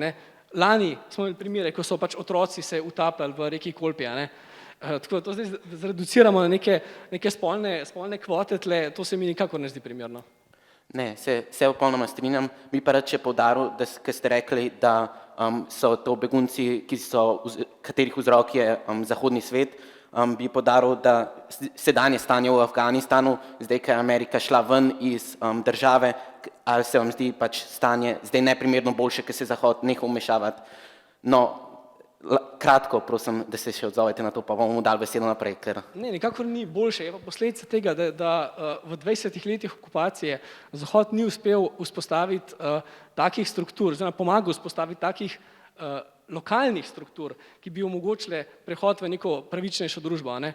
Kot smo videli, se je stvar takoj sesula kot hišica iz kart. hvala za mnenje. Zdaj bi pa rad dal naprej besedo predstavnici MSI-ja, da poda še mnenje svoje stranke glede te problematike. Hvala lepa. Azilna zakonodaja je pri nas ustrezno urejena, ker je urejena v skladu z našimi mednarodnimi zavezami. Ko pač nekdo pride na mejo, če izrazi željo, da želi zaprositi za azil, se mu to omogoči. Potem je nameščen v azilni center in tam ne drži, da so ljudje priprti in ne vem kaj, ne morejo se sploh gibati. Lahko se svobodno gibajo, zato tudi pride do tega, da velika večina, kot je gospod voditelj že prej omenil, gre naprej, a ne, pač v države, kjer si predstavljajo, da bodo imeli v bistvu boljše ekonomske možnosti in tako naprej. Pri čemer se potem spet poslavlja vprašanje, a so to zares begunci ali pa gre za ekonomske migrante, a ne. In tukaj je ključna vloga sistema, da pač ugotovi, a nekdo res beži pred vojno, pred nekim preganjanjem, zaradi česar smo mu seveda dolžni ponuditi zaščito, ali pa gre za neko ekonomsko priseljevanje. Načeloma tudi z ekonomskim priseljevanjem ni nič narobe, ne? Samo ta način je urejen drugače. Ne moreš izkoriščati postopka za zaščito, mednarodno zaščito, če pa v bistvu se želiš preseliti samo zato, ker iščeš boljšo službo, možnost pač boljšega življenja in tako naprej. Tako da zadeva je ustrezno urejena. Hvala. Zdaj bi pa dal mogoče besedo predstavnici Gibanja Svoboda, da pove mnenje naprej. Ja, hvala lepa. Zdaj najprej, kakor je že bilo sicer izpostavljeno, no, res moramo ločiti migrante in begunce, to ni isto in tudi drugačni postopki so. Zdaj, če se osredotočimo na begunce, to je, kakor je že bilo omenjeno, pač naša mednarodna obveznost, tukaj se ne moramo pogovarjati, če jih bi sprejemali ali ne. Zdaj postopke imamo urejene, vprašanje je pa, kaj se dogaja v praksi. Jaz sem tudi osebno, recimo že več let bila prostovoljka, ker sem se srečevala s takimi osebami in pa tudi znano je iz raziskav, da so ti postopki dolgi in pa predvsem, da so te osebe že tako ali tako v nekem ranljivem položaju, velikokrat pa med temi postopki in pač tudi na koncu potem nekako ni olajšana ta situacija. In to je slabo tudi za državo, v primeru, da takšna oseba dobi azila, ne, ker se potem težje integrira, ker je čisto pač ne samosavestna, ne opolnomočena, se ne počuti sprejeta. Zdaj bi izpostavila, da te postopki so zelo težki. Jaz končujem pravno fakulteto in azilni postopki so zelo težki, ker ni dokazov. Pač to je, si ne želim biti tisti, ki tam odloča o tem, ker je res težko na podlagi nekih izpovedi in pa oseb, ki so večino časa pač prestale neke travmatične izkušnje, tako da to je pač dejstvo. Moramo pa kot neka država, ki imamo visok standard človekovih pravic, vseeno zagotavljati, da so ljudje v takih postopkih spoštljivo obravnavani in da jim pač zagotovimo tiste pravice, ki jim pripadajo in za katere smo se v bistvu zavezali po mednarodnem pravu. Hvala za to podano mnenje. Zdaj pa prosim še predstavnico SDM-a, da pove še stališče svoje stranke. Ja. Zdaj, zakaj mi nismo hoteli sprejeti tisti beguncev iz Alžirije, Tunizije ali pa kjerkoli države, ki so varne države, ne? Zato, ker to niso begunci, to so ilegalni migranti. In razlika med begunci iz Ukrajine, ki sedaj prihajajo, in tistimi, ko je bila kriza 2015, je zelo velika. Takrat so prišli večinoma samo moški, srednjih let, zdravi, vsi z nekimi iPhoni, ne? Zdaj pa prihajajo ženske, otroci, starejši, ranljive skupine. In za vsakega, ki bo prišel v Slovenijo, bomo poskrbeli. Tako kot smo poskrbeli v 90-ih letih za vse, ki so bile, za Balkan, ne, ko so bile tele vojne na tleh bivše Jugoslavije. Torej, zanimivo je tudi dejstvo, ne, da zdaj, ko je vojna v Ukrajini, mejo prečkajo samo ženske, moški nad 60 let, otroci in ranljivi. Ne. Se pravi, moški od 18 do 60 let ne morejo zapustiti države. Kar je pa zanimivo, je pa, da Ukrajinci, ki ne živijo v Ukrajini, ampak delajo po svetu, se vračajo v svojo domovino braniti svojo državo in svoj narod. In to je prav. In to je bistvena razlika. Zato bomo mi absolutno poskrbeli za slehernega begunca iz Ukrajine, ki pride v Slovenijo. Ena zelo kratka replika, čisto zato, ker sem prej govorila pač o pravu in o beguncih in to spol in to, če nekdo v dobrem, slabem zdravstvenem stanju ne vpliva na status begunca. Ne. Definicija begunca je v tem, če je preganjan v državi in potem še ene par kvalifikatorjev. Sam to bi rada razčistila. Ne.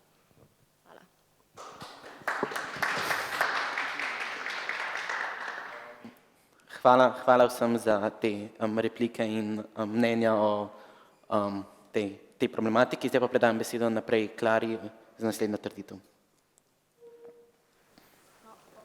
Hvala za besedo. Zdaj se bomo pa lotili bega možganov. Veliko število mladih se po končanem študiju odloči za delo v sosednjih ali pa tujih državah, kar pa iz vidika države ni optimalno. Tako država kot družine investirajo v izobrazbo, dokler mlada oseba ne zapusti države, je to investicija. Ko jo zapusti, to postane strošek. Zdaj bi pa rada vprašala predstavnika Mladega foruma, torej, oziroma, zdaj se boste opredelili, se opravičujem. Slovenija bi se morala prvovrstno zavzemati za preprečitev bega možganov. Tudi tukaj vidimo, da se vsi strinjamo.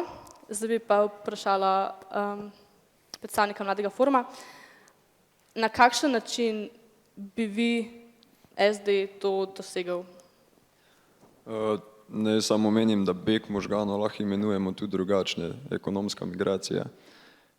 In ja, v bistvu smo spet nazaj pri stanovanjski problematiki in pa pri v bistvu prekarnem delu. Ne. Zdaj marsikdo, ki zaključi neko terciarno izobrazbo, pade v neko nemilost trga, kjer pač po svojih izkušnjah te prvo vprašajo, če lahko še podaljšaš svoj status študenta, zato da te prvo vzamejo preko študenta. Ne. In potem se to lahko vleče 1 leto, 2 leti ali pa celo več.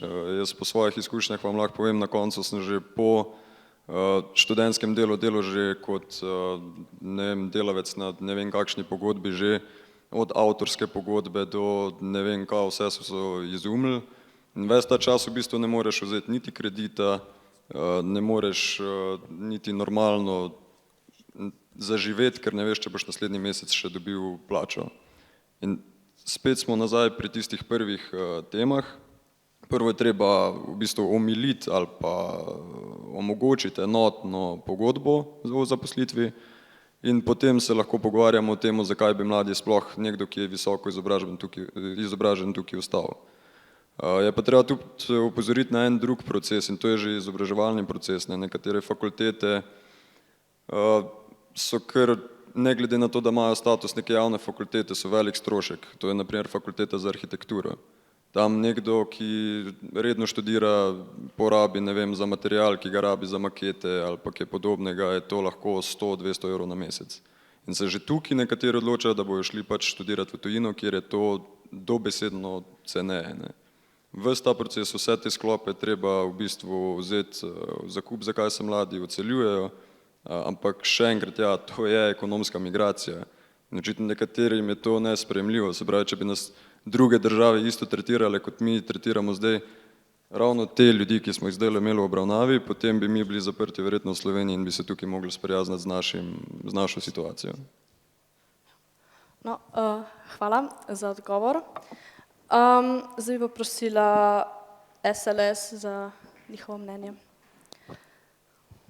Ja, jaz bi rekel, da je moj kolega od MF-ja že na ene par tem, kar lepo rekel, ne, predvsem glede stanovanj.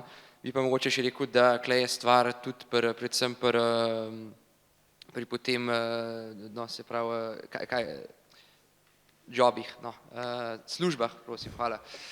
Pač pri službah, ki so sploh možne v Sloveniji. Ja, ne. Velikokrat pač preprosto nimaš druge izbire s tvojo izobrazbo, kot pa da greš v tujino, ker v Sloveniji je pač ta bazen služb, ki so tebi na voljo, kar relativno majhen in klebi. Sorry? Jaz imam vprašanje, ali mislite, da bi mogli prilagoditi študijske programe razmeram na trgu dela?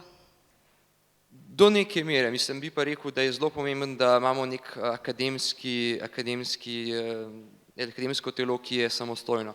Pač tukaj ne moramo gledati samo, kaj trg pravi, ampak tudi, da se gradi neko pač samostojnost na tem akademskem nivoju. Je pa tudi tukaj ena stvar, ki je pomembna, je, da ni nujno, da je direktna relacija med kakšne so vpisne številke in potem kakšen je dejanski ekonomski output tega. Tukaj bi mogoče sam rekel, da pač veliko ljudi, ki gre študirati bolj teoretične zadeve, pač fiziko in tako naprej, to potem lahko pač skozi njihov študij in potem skozi razne stvari, ki jih potem delajo, pripomorejo pač k nadaljnjemu razvoju raznih tehnologij in tako naprej, kot pa če samo bi štancali ven kljukce, ki sem jaz, ki sam kamne ližejo pa pogruntajo, če se lahko da narediti bajto ali ne. Tako da, ja, to je s te strani, lahko, mislim, še nazaj na tisti brain drain. Ja.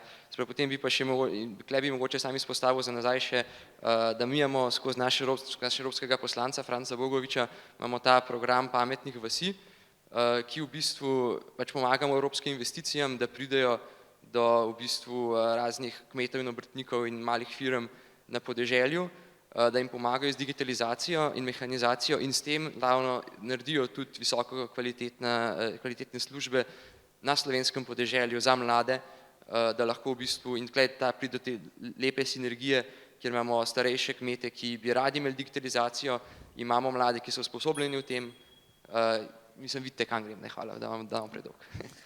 No, hvala za tako obsežen odgovor.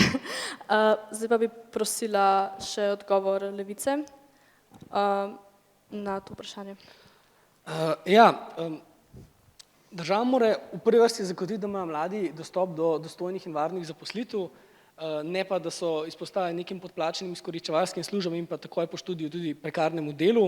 Tako da, če kaj mora država tista, ki mora poskrbeti, da se konča ta proces socializacije v prekarnost, namreč večina od nas se že tekom študija pač sooči za študentskim delom, ki je v bistvu izrazito izkoriščevalsko, slabo plačano, brez kakršnihkoli pravic in mladi se v bistvu tako navadijo takih zaposlitev, ne. Izpostavil bi tudi, ne, da je tle nek razkorak med mladimi iz manj premožnih družin in mladimi iz premožnejših družin, ne. Ker slednji imajo neko finančno zaledje in jim omogoča, da iščejo, da dalj časa iščejo službo, za katero so se izobrazili, medtem ko so mladi iz revnejših družin v bistvu takoj primorani vstopati na trg delovne sile, ne glede na svojo izobrazbo, ne glede na to, zakaj so se v bistvu sploh usposabljali, v čem so dobri, a ne. Tako da tle bi mogla država biti tista, ki poskrbi, da mladi samo zato, ker so na primer iz revnejših družin, ne pristanejo v slabo plačanih in prekarnih službah. Ne strinjam se pa s tem, kaj je bilo pač preizpostavljeno, da bi mogla se prilagajati v akademski sferi, število vpisnih mest pa to, ker mislim, da imamo vsi pravico do svobodne izbire izobrazbe, niti pa ne smemo neke akademske izobrazbe zreducirati na potrebe trga. Ja, hvala za odgovor. Zdaj bi še isto vprašanje zastavila tudi MSI.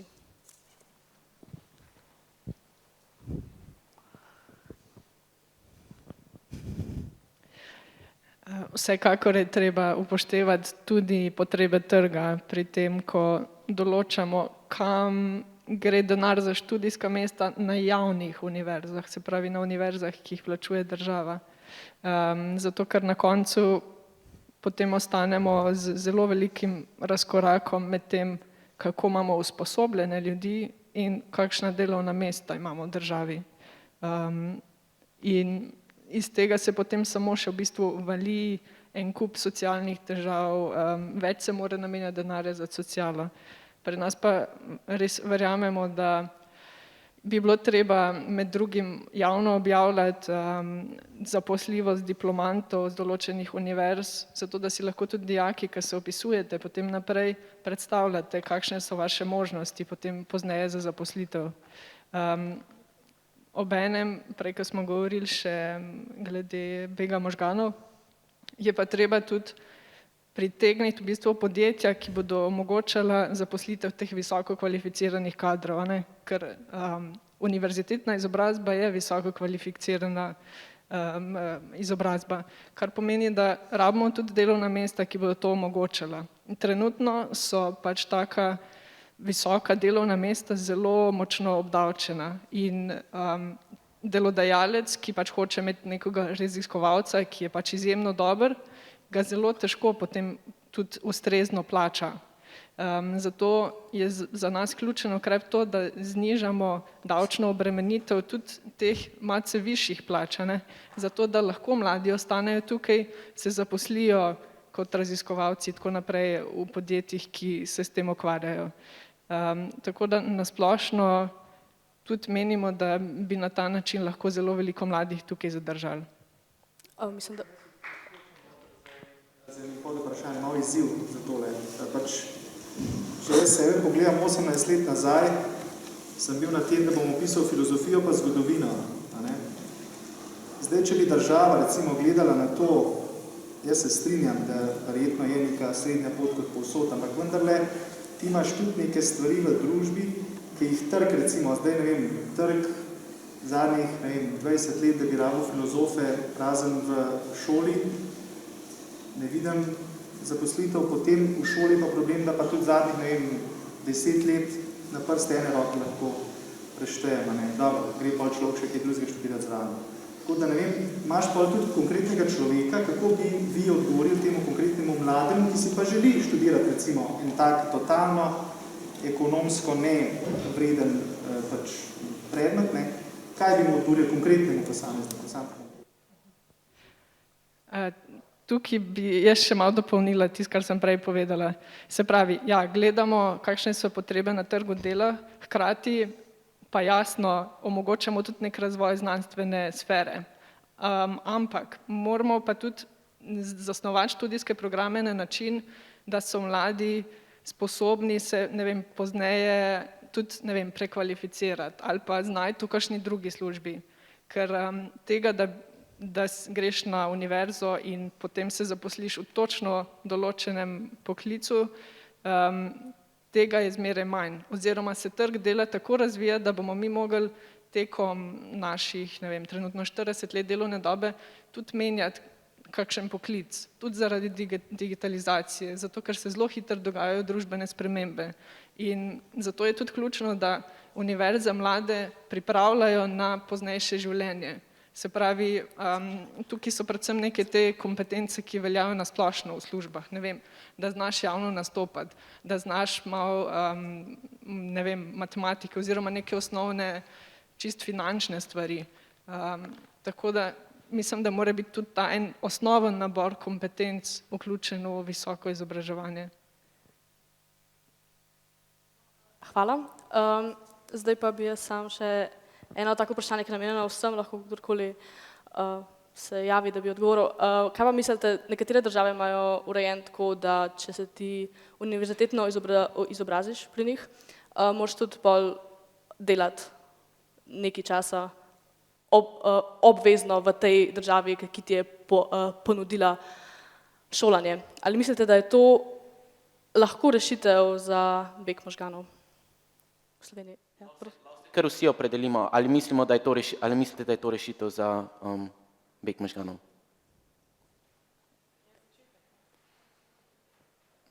Pač začetek rešitev, ja. pa zdaj bi po moje enega iz vsa iz nasprot. Ja. Lahko Simona, pa pol pa še. Ja. Jaz mislim, da to je začetek in tudi mi zagovarjamo to, da če recimo nek zdravnik, ki ga mi 10 let ali pa več pri nas izobražujemo, v njega vlagamo, jaz mislim, da bi bilo prav, da bi potem toliko let, kot smo mu mi namenili za izobraževanje, da bi on tudi toliko let oddelal pri nas, ne? Ja, hvala. Ne, jaz pa mislim, da to ni rešitev. Beg možganov, kar v bistvu mi sploh ni všeč ta izraz. Jaz mislim, da bi bilo bolj smiselno uporabljati nek bolj pozitiven izraz, ki v bistvu daje tudi, ne krivi mlade za to, ker grejo v tujino, in pač si probajo poiskati boljše možnosti, ampak da bi mi mogli biti en magnet za mlade, da pridejo nazaj, in da v bistvu država prevzame nas to odgovornost, da jim ponudimo, da nam ponudijo boljše priložnosti. In zato mislim, da neka obvezen program, ki nas bo ujel v Slovenijo in prisilil, da tukaj ostanemo, ni nekako v skladu s tem, da sprejemamo svobodne odločitve v svetu danes, ki je zelo med seboj povezan. Mislim, da bi bilo bolj pomembno, da cenimo ta znanja in izkušnje, ki jih mladi pridobijo, ko grejo v tujino. Super je, da imamo že Erasmus projekt, ki nam omogoča, da študiramo po Evropski uniji, imamo vedno več drugih projektov, ki hodimo v tujino. Tega se ne smemo bati, ker to v bistvu izpostavlja neko šibkost, da mislimo, da mi pa nimamo nič toliko dobrega, da bi se ljudje vrnili v Slovenijo potem. Ampak v bistvu imamo veliko in tudi, ko delamo raziskave, mladi cenijo veliko več, kot plače, tudi veliko drugih stvari, ki jih Slovenija ima, okolje, čisto vodo in ne bom zdaj naštevala. Tako da treba je sprejeti ukrepe, da se mlade stimulira, da pridejo nazaj in jim ponuditi dobra delovna mesta. Ok, no, mislim, da smo to kar izčrpno povedali. Zdaj bom pa dala še besedo Markotu. Zdaj smo pa prišli do zadnje teme v resnici, ki je kultura dialoga, ki je tudi temelj za razvoj demokracije. Tako v Evropi kot v Sloveniji se raven kulture političnega dialoga znižuje in hkrati globalizacija in socialna medmrežja nam omogočajo, da v trenutku vidimo in slišimo vse. Cenzure skoraj ni več, tudi pozitivne ne. Zdaj pa bi rad, da se opredelite glede na naslednje trditve. Kultura dialoga med slovenskimi politiki je ustrezna.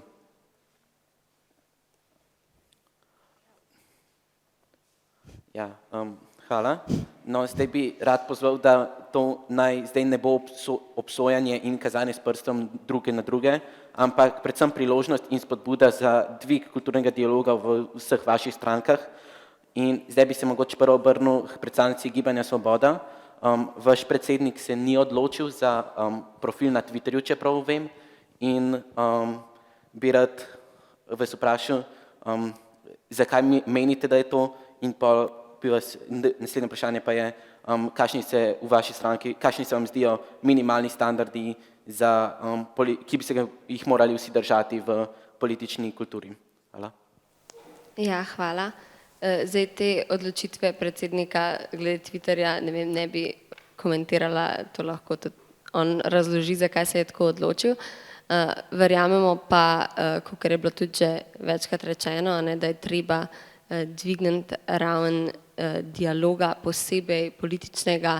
Verjamemo, da funkcije, ki so neposredno izvoljene, še posebej, pa tudi druge bi mogle res biti primer enega najbolj spoštljivega in pa kultiviziranega dialoga, zato ker je to tudi izraz spoštovanja do volivcev pa državljanov, ki so postavili te ljudi tja. Tako da ja, v prihodnosti imamo namen delati na tej komunikaciji in zagotoviti, da se komunicira spoštljivo, da se ne spušča na osebno raven, ker res nikoli ni razlog za to. Pomembno je, da se osredotočamo na vsebino in s tem ne podcenjujemo slovenskih volivcev, da v bistvu se spravljamo na drugega osebno, ampak jim res predstavimo rešitve, kako bomo naredili nekaj dobrega za državo. Hvala. Zdaj bi se pa obrnil k predstavnici MSI-ja. In bi vas vprašal, kakšno kulturo dialoga zagovarjate v vaši stranki in bi ponovil vprašanje, kakšni se vam zdijo minimalni standardi, ki bi si jih morali vsi držati za pač pozitivno kulturo dialoga med politiki. V naši stranki, se pravi v Novi Sloveniji, zagovarjamo sodelovanje, pogovarjanje. Tudi naš predsednik Matej Tonin je na začetku svojega mandata vse predstavnike strank povabil na kavo. Pač v smislu, pridite, gremo za skupno mizo, se pogovorimo, da vidimo, kje so mogoče naše podobnosti, razlike in da se spoznamo. Mislim, da je to temelj nekega političnega sobivanja, da smo pripravljeni sogovorniku prisluhniti, tudi če se z njim ne strinjamo v stališčih, in se potem pogovarjati naprej, kje pa mogoče lahko najdemo neke skupne točke in na njih gradimo. Zato torej dialog, potem pa bi se še odzvala na v bistvu začetno vprašanje, ki je bilo zastavljeno. Samo malo, a me spomnite, kako je že bilo? A začetno vprašanje vam ali prav prvo vprašanje? Pri meni, ja. Pri vas je bilo začetno vprašanje, torej, kakšno kulturo dialoga zagovarjate v vaši stranki in kakšni so minimalni standardi za... Tako, ja. Tukaj bi rekla glede minimalnih standardov. Najprej se moramo vsi, ki delujemo v politiki, zavedati zelo velike odgovornosti, ki jo imamo na tem mestu. Ker namreč, kar nekdo reče na televiziji, državnih omrežjih v vlogi, ne vem, predsednika države, predsednika vlade in tako naprej, slišijo vsi in predstavljajo te stvari, kot da so normalne. Tako da je zelo pomembno, da pazijo na to, kakšen način komunikacije uporabljajo. Tako da tukaj mislim, da je zelo ključno, da smo najprej vsak iskreni do sebe in smo tudi v tem smislu pravični do sogovornika, da zdaj nekoga ne obkladamo z, ne vem, lažnivcem, pa fašistom, pa tako naprej, če za to sploh ni, ne vem, nobenega razloga. Namreč fašist je ena izredno močna beseda, tudi lažnivec, tudi kriminalec, pač to morajo sodišča ugotoviti. In zdaj, da to nekdo presoja, kar tako samo od sebe, ti si pa kriminalec, to gotovo ni standard, ki bi pritikal politični komunikaciji. Tako da minimalni standardi so, sodimo lahko o tem, pač kar je naša vloga, naše poznavanje, ali pa, kakor bi rekel Prešeren, le čevlje sodi naj kopitar. Ja, hvala za vaše mnenje. Ja, to bi rad poudaril, da iz obeh strani prihajajo izjave, ki mogoče včasih niso primerne za kulturo dialoga, ki bi jo mogoče radi vzpostavili v Sloveniji. Bi pa se zdaj še obrnil na predstavnika Mladega foruma SD-ja, da mogoče komentira stanje v državi. Stanje v državi? In vsa vprašanja prejšnja. Ja, kar se tiče naše stranke in pa našega nivoja komunikacije, smo lahko dokazali glih v Mladem forumu, kjer smo imeli nekaj let župana Ilirske Bistrice v naših vrstah, ki se enostavno pri njegovih odraslih letih ni znal normalno izražati. In sodo je izbilo dno to, da je v bistvu začel žaliti novinarke in tisti moment v bistvu smo ga mi tudi prijavili na nadzorni odbor in smo ga enostavno vrgli ven iz stranke. Zelo dobro bi bilo, če bi to tudi to prakso uvedli še kje drugje, pa ne mislim zdaj samo na desni, tudi na kateri drugi stranki. Je pa res, da vzajemno s tem, ko vsebina zapušča državni zbor, zraven tudi pač pada nivo kulture in kaj več ne moramo glih pričakovati, je pa to tudi odvisno od tega, koliko izobraženi ljudje pridejo oziroma so izvoljeni v državni zbor, čeprav ta izjava marsikomu ne bo všeč, ampak to je dejstvo. Da to je v bistvu dejstvo. Hvala, hvala za vaše mnenje. Zdaj pa se obrnem še k predstavnici SDM-a.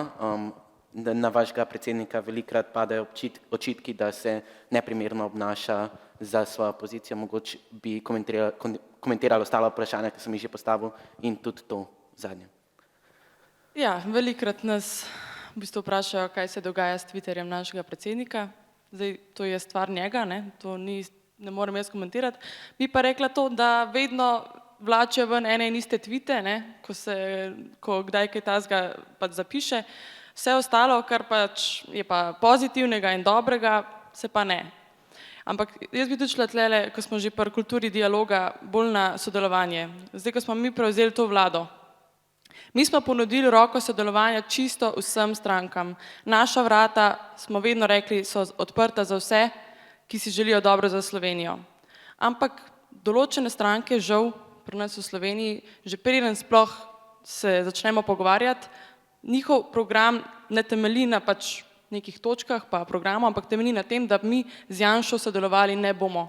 In jaz mislim, da če bomo nadaljevali po tej poti, kakor trenutno vidimo, ne, izključevanje, nesodelovanje, jaz mislim, da se nič dobrega ne obeta. Bi pa rada povedala, da naša generacija in mi mladi, ki zdaj prihajamo, pa se mi zdi, da smo neko upanje, zaradi tega, ker že sam, če povem osebno, no, smo zelo dobri prijatelji med sabo, tako levi in desni. To dostikrat tudi dobimo vprašanje, a dejansko ste vi, a se razumete. Ja, smo prijatelji med sabo, gremo na kavo, gremo na pivo. In mislim, da s takim odnosom bi mogli iti naprej v prihodnost. Ja. Hvala vsem za podana mnenja. Zdaj smo zaključili s tem delom s trditvami. Mogoče bi povabil še dijake, če imajo kakšno hitro vprašanje, ki se jim je pojavilo tekom debate. Mikrofon.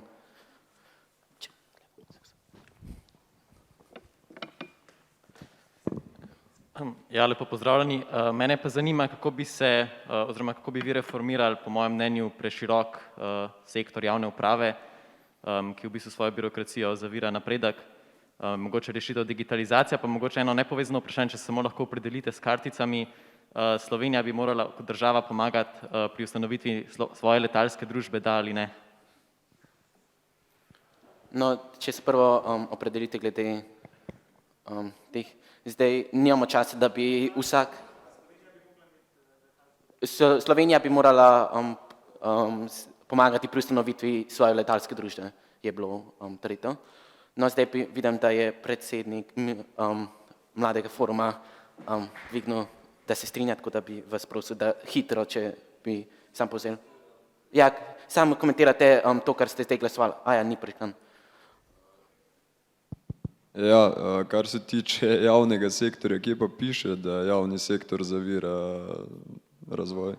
Mislim, to prvič, ja, sem že slišal to marsikje, ponovadi tudi na Novi 24, ampak ravno ti ljudje danes zaposlujejo največ v javni sektor, ne, v zadnjih, ne vem, 10 letih. Še vedno se ne strinjam s tem, da zavira razvoj, to je kontradiktorno pač z vsemi. A vemo, kaj je javni sektor, pa javna uprava, ne? Se pravi, jaz si želim, da je javna uprava oziroma javni sektor čvrst in da pač imamo dovolj ljudi zaposlenih noter, zato da bojo vsi postopki hitro speljani, zato da pač je pa en drug problem, to je pa debirokratizacija, to pa je ena druga tema, ne? Ja, okej, glede to, da je predsednica, mislim... Predstavnica Gibanja Svoboda, hvala. Hvala lepa za vprašanje. Jaz bi malo o tej digitalizaciji javne uprave, ker se mi zdi zelo pomembno in smo se tudi mi, ko smo sodelovali pri programu Mladi, veliko o tem pogovarjali, ker mislimo, da je to tudi eden od pomembnih načinov, da lahko delovanje države približamo ravno mladim, a ne, da upeljemo te postopke, nekateri vem, da so že govorili, da ob maturi so že imeli tiste postopke s Sigenco, da narediš tisti prvi korak, da lahko uporabljaš že tiste sredstva, ki jih imamo pri digitalnem poslovanju z javno upravo, ampak definitivno se strinjamo, da bo treba v prihodnosti narediti več in da je to ena izmed priložnosti, kjer se lahko tudi bolj motivira mlade. Seveda cilj bi bil zgled je recimo Estonija, ki zanimivo so prešparali 2% BDP-ja s tem samo, da so uvedli 100% digitalne podpise, kar se meni zdi zelo fajn. Ampak ja, no, to je cilj. Hvala. Zdaj pa še za kratko repliko besedo predstavnici MSI-ja, potem pa bomo okroglo mizo zaključili počasi in ja. Najprej hvala za vprašanje, pa en zelo hiter odgovor. Zdaj, naša ideja je, da bi lahko vse v bistvu storitve oziroma vso delovanje, ki ga imaš z javno upravo, upravo prek spleta. Tudi imamo ministra za digitalizacijo prvič in da se pokaže, da je to res ena pomembna tema. Kar je pa še druga stvar, ki mislim, da je bila mišljena z vprašanjem, je pa, zakaj so postopki mogoče dolgi, da je preveč ljudi morda zaposlenih v javni upravi in tako naprej. Ja, tudi na tem področju treba nekaj narediti. Zlasti, kar se tiče odgovornosti uradnikov, da pač ne morejo stvari zavlačevati in ne more trajati toliko in toliko časa, če pa v zakonu piše, da ne sme trajati toliko časa. Tako da neka osebna odgovornost, ki se potem tudi kaznuje na tak ali pa drugačen način in pa bolj, bomo rekli temu, življenjski in fleksibilen način zaposlovanja v javni upravi. Ker veste, včasih se reče, da kdor je zaposlen v javni upravi, je bolj zaščiten kot kočevski medved in na tem področju je gotovo tudi treba nekaj narediti. Zlasti pa digitalizacija.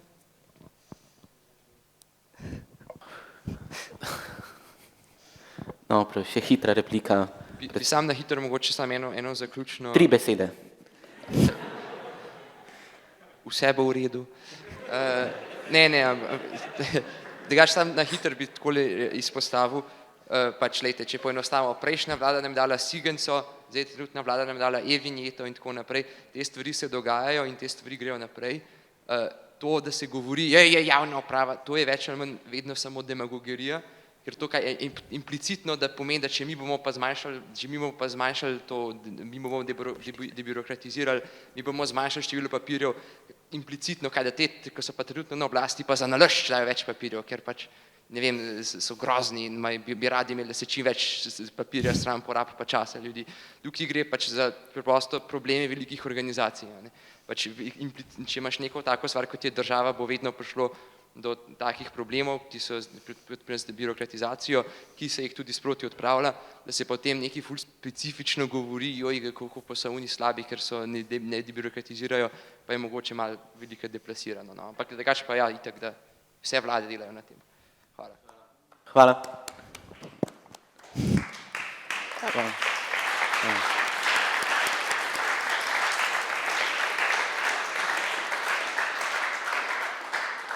No, jaz bi se rada vsem iskreno zahvalila, da ste prišli. Mislim, da je pomembno, da dijaki slišimo, kaj si mladi mislijo, kakšna bo prihodnost naše politike in tudi večina nas je tukaj že polnoletnih, večina bo lahko na volitve in sem prepričana, da so potem malo več vejo, kaj bodo obkrožili 24. aprila. Ja, jaz sem prepričan, da imate tudi poslušalci še veliko vprašanj in prepričan sem, da bo tudi še ostali mogoče malo predstavniki, če bi kdo še osebno pristopil do njih in vprašal kakšno vprašanje, zdaj takoj po dogodku, zdaj pa bi povabil še... Hvala lepa za vašo udeležbo, aktivno poslušanje, upam, da je dogodek zadostil pač namenu.